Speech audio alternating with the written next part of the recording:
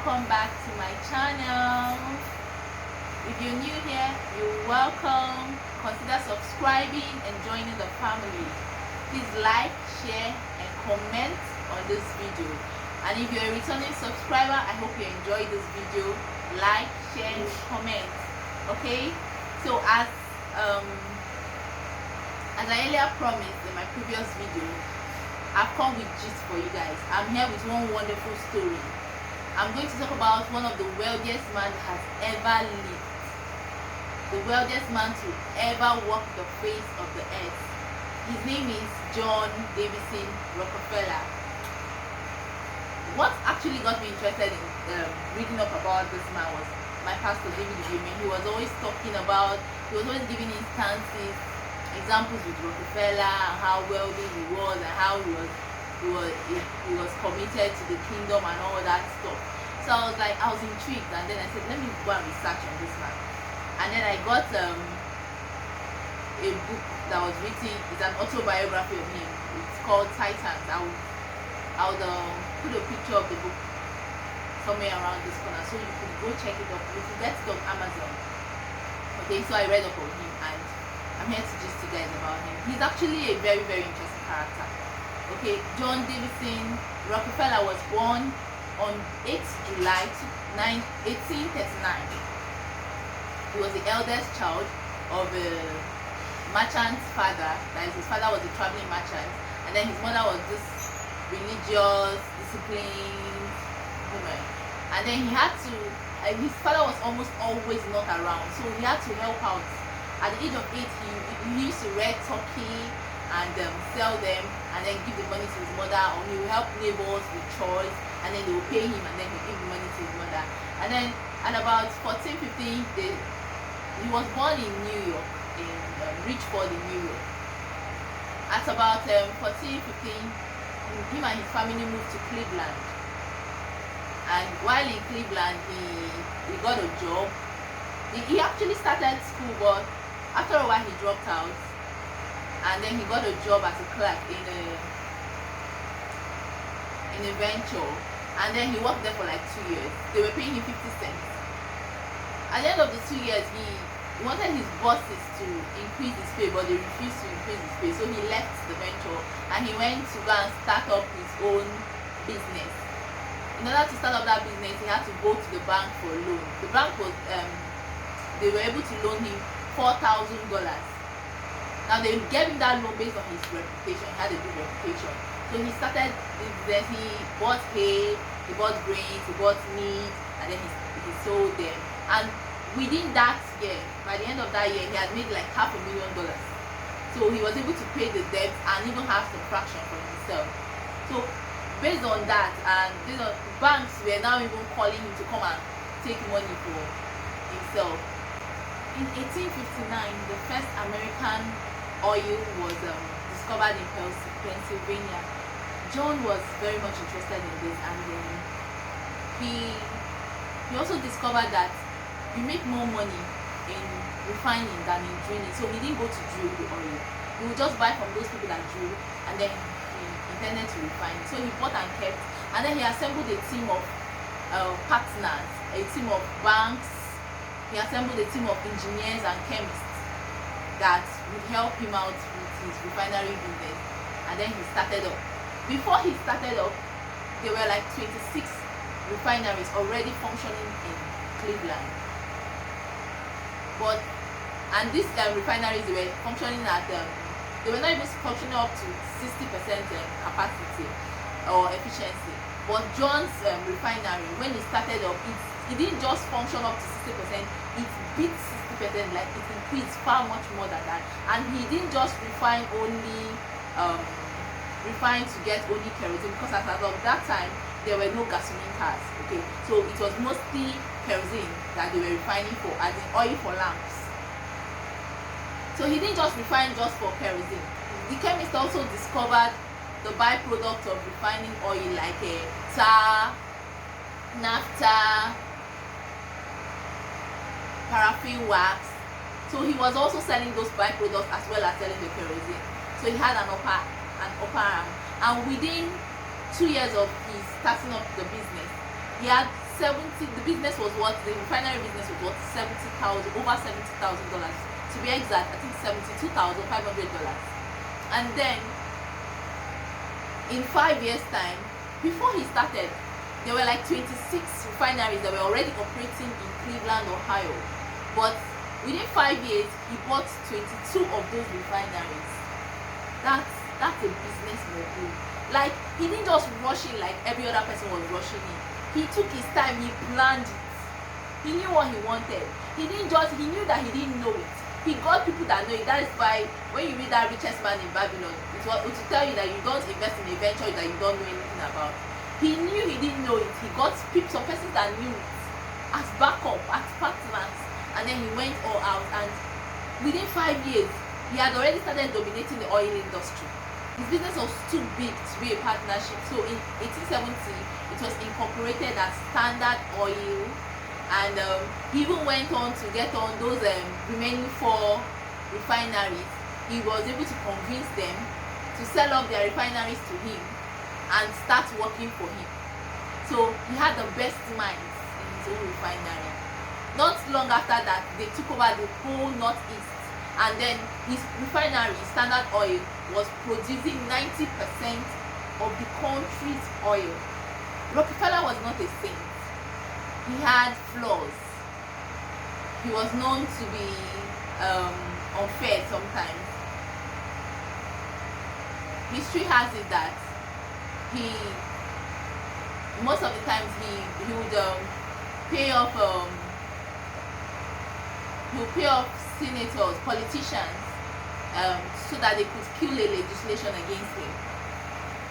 And in his defense, he said he hated politicians, and he saw politicians as business shakers. And so in order for them not to in order to keep his business afloat, he would just pay them off and then continue his business. And then he also made a backroom deal with a railway transportation company. I think it is called the South Company, something like that. He made a backroom deal with them to lower his rates as a Standard Oil transportation rate, because the means of transportation as that of then in the 18th century was railway. So they lowered the rate at which he was transporting his own oil, and then they increased the rate at which his competitors were transporting their own oil. So they gave him a preferential rate, and then they gave his competitors a punitive rate, which was illegal. Okay, but because of this deal, that he was able to quickly dominate the oil industry. When the news leaked, there was an uproar, there were protests, and then Rockefeller was burned, and subsequently whatever he did was banned.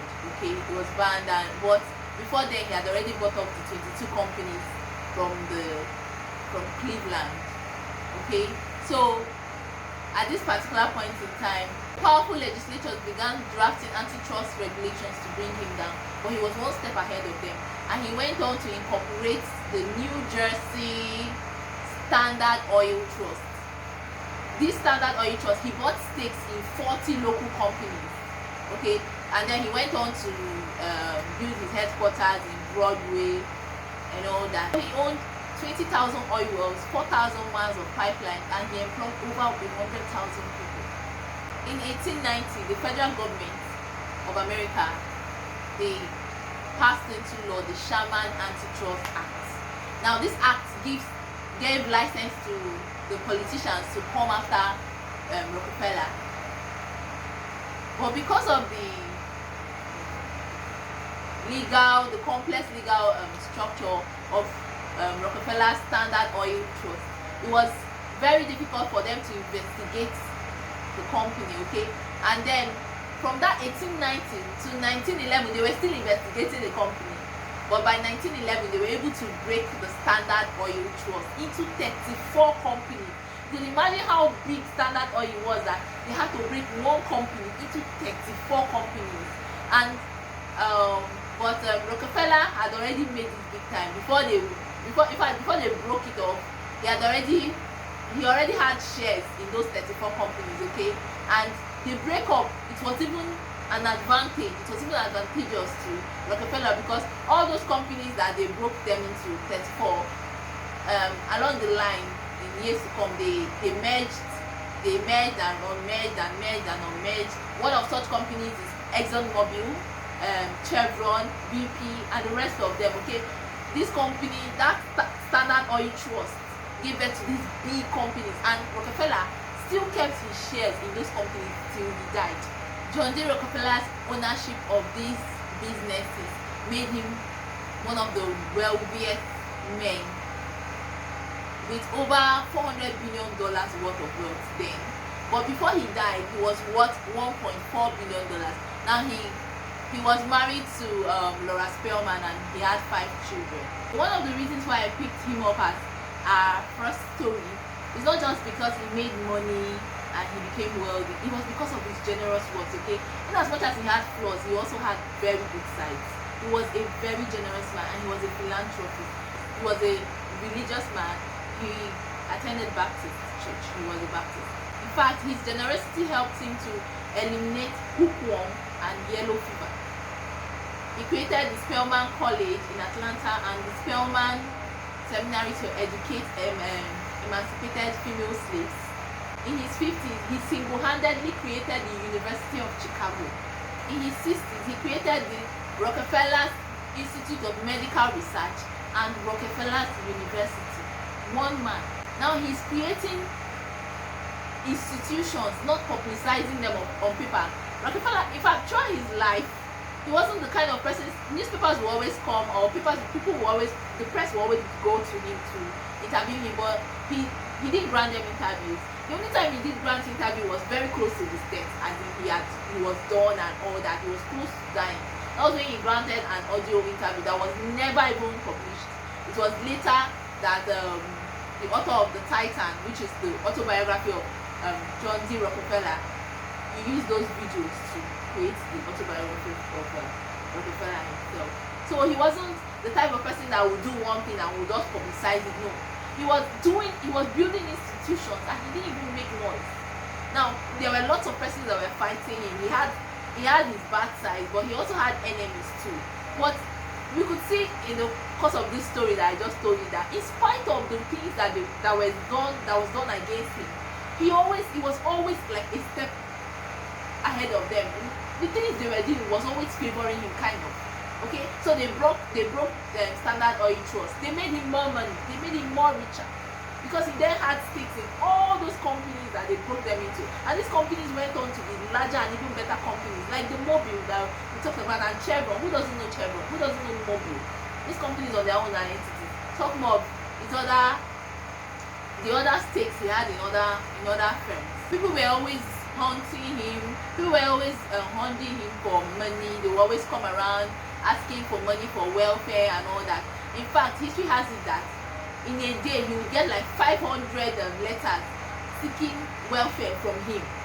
He was that rich, and at a particular point in his life, he was even richer than the country America.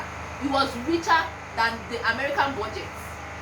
One man, he became an institution. He was so wealthy.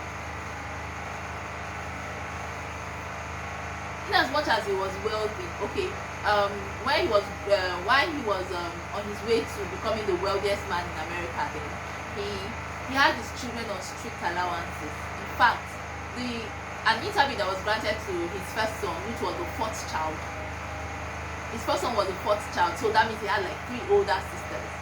The boy said that it was at the age of 8 that he wore his first male clothes, because his older ones were sisters, and they always wear hand-me-down. So the first one will wear a cloth and pass to the second one, and then the second one will wear and pass to the third one, and then the third one will wear and pass to him, which was a guy. Okay, so he used to wear female clothes till he got to the age of 8. That was when he wore his first male clothes. That was how strict his father was, because his father saw other wealthy counterparts or wealthy friends that he had, and he saw how irresponsible and how their children turned out to be alcoholics and very irresponsible, and he didn't want that. He wanted his children to have a taste of his childhood, so he would put them on strict allowances. and this thing went on to breed great children for him. Like today, you can't talk about the Rockefellers without the Rockefellers are everywhere. They're in politics. You won't say it's just the wealth of their father, because and the father died like a centuries ago, but still today the Rockefellers are still known as a wealthy family. In fact, if a male child is born in that family, a particular sum of money is put in trust. It has already been put in trust for the male child. So the child, before he grows to the age of 16, he already has wealth, inheritance waiting for him. And then the female children are always given allowances. The most outstanding thing about this man is that even after centuries, his family is still wealthy. I mean, there are lots of families that have made money and they will say, oh, they used to have money, they used to be a wealthy family. No, I'm not talking about years, I'm talking about centuries. We're in what? The 21st century right now. And all these things took place years ago. And yes, the Rockefellers are still very much wealthy. I mean, they still, to the extent that if a male child is born in that family, and immediately the child is born and they've named the child, there's a particular amount of money that's already put in trust for that child. Now, this trust was already set up by Rockefeller before he died in 1934. He set up that in 1934 and he died in 1937 at the age of 97. And as of the time of his death, he was worth $1.4 billion. So he was a billionaire. So what did we learn from this story of Rockefeller? One thing I got about this Rockefeller, about John Davidson Rockefeller, is that he was a very consistent man. If you read that book, The Titan, the autobiography of John Davidson Rockefeller, you see that he did the same thing every day. He did the same thing, he repeated the same thing every day, the same way, and at the same time. Okay, he would wake up in the morning, he would take his coffee, he would read the newspaper, he would go out to work, he would come back, he would go for walks, he would come back in. The same thing over and over and over and over. He was very consistent and he was very, very, very, very, very thoughtful. He was a planner. Remember, every other person went up and started their own refinery, but he took his time. He planned well. He took his time. The Bible even made reference to someone building a tower and not sitting down first to plan. So you want to start up something huge. You want to do that dream job, or you want to do that dream, that you want to fulfill that thing that you always wished to do. And then you don't sit down first and then you plan it. He didn't just plan. He got people that were very good at it. He got partners to partner with him. And even when he was buying up all those companies, he didn't just buy them up and push those people away. He bought them up and he employed the owners of the firms. So he had great minds working with him, to the extent that even the federal government wanted to fight him, and yet it took them 21 years before they were able to destroy what he built. Before they were able to disintegrate it, before they were able to break that Standard Oil Trust and divide it into 34 companies. 34 companies. That means that company would have been very big. For them to break it into 34 companies, that is just one man. He's an institution. And he didn't just there's this part of the book that talked about how when he was the 26 refineries were operating in Cleveland, Ohio, they were being sold. I think the kerosene was being sold around $26. But when he was operating alone, it was sold at $7. Who does that? We know that monopoly increases price, right? But his own monopoly reduced price. And so he was a man that gave back to the community. In as much as during his life he had illness. I think he had autophia or something, autophia or whatever they call it, where the hair goes off, and then he had a sickness that made him to chew food over like 16 times before he swallows it. He was a very thoughtful man. Even the interviewer said when he was interviewing him, he would do as if he's sleeping, and then he immediately, once you ask him a question, he doesn't answer immediately. He thinks, and then he will behave as if he's sleeping, and then he will answer, and he will answer so sound. And then there was even a time that there was an article, in fact a series was run for a series to criticize John D. Rockefeller, was on TV or on the press for 3 years. That series was run by Ida Tabel. She was actually the instrumental. She was actually the main force behind them bringing down Standard Oil Trust, okay? But it took her years before she could bring them down. And one mistake Rockefeller made was that when she was saying all those things about him, both lies and both the truth that she was saying about him, he didn't think it's wise to defend himself. He ignored her and he just concentrated on whatever he was doing. In fact, he didn't set up a publicist, that's people that will be able to answer for him, or people that will be able to speak on his behalf, you know, respond to the press, until 1906. That was when he set up his first ever publicist. That was when he employed them. Okay, so and that was like a year after the Ida Tabel series had run. So she was running this series for 3 years, and he was just ignoring. And this thing was, she was planting in the hearts of people bad thoughts or negative things about Rockefeller. So Rockefeller had his flaws, but he was good. He actually gave back to the society. He gave back the money he made. It's something to learn from. And I don't even want to go into the religious aspect of his life, okay? So if you want to know more about him, just go and get that book on Amazon. It's called Titans. I'll just put the picture here so you could recognize it when you get it. Titan is the autobiography of John D. Davison Rockefeller. And so that's the end of my story for today, and our gist for today. I hope you enjoyed it. Please do well to like, comment, share, and subscribe to this video if you've not subscribed. Okay, so I'll see you guys in my next video next Sunday. Bye.